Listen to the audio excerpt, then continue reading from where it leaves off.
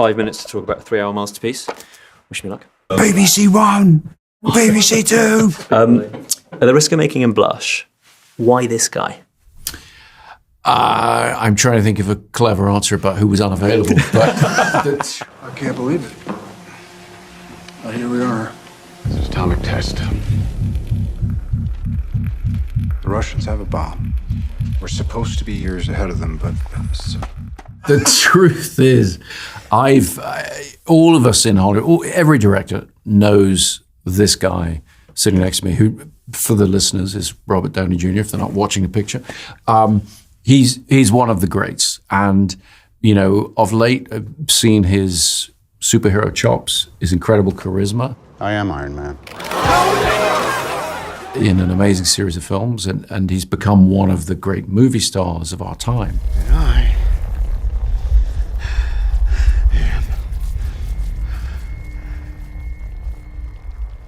Iron Man.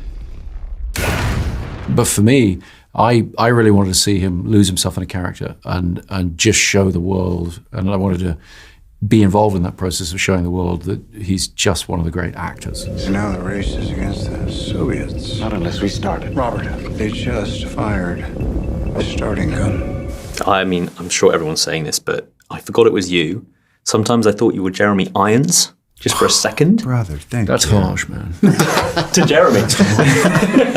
Wait, Jeremy Irons in what? I was going to say, you got to be more specific. You dead ringers here? I'll take it.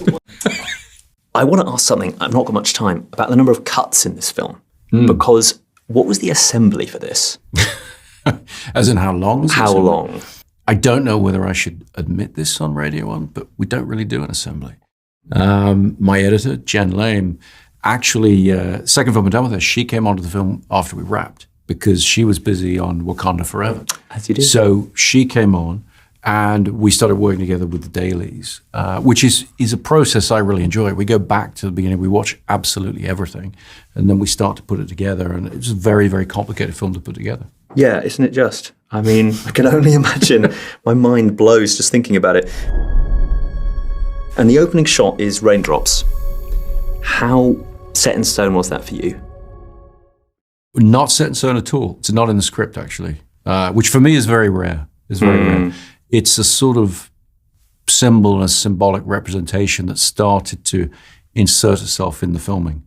I'm a very controlled and controlling filmmaker, and I don't often shift something as important as that, but it was something that just kept pulling us in and pulling us in. And we kept repeating in the filming, myself and Hoyte van Hoytema, Killian, you know, just finding this and working with Jen in the edit suite relatively late. We realized that that's exactly the opening. He's not bad, is he? He's not bad. I mean, you don't know the half of it, brother. Everything that has ever been done at the highest level on any other film I've ever done was all done simultaneously and then some. I came in to do ADR, where on a film of this scope, you usually have 3 days of work. He had one line. And it wasn't even a line that they didn't record correctly. It was a line that he wanted to add from a previous draft that he remembered because nothing escapes him. It's bananas. Yeah. And you have to live it to believe it. But it's not about control. It's about his dedication to this art form and bringing it in the most powerful format possible.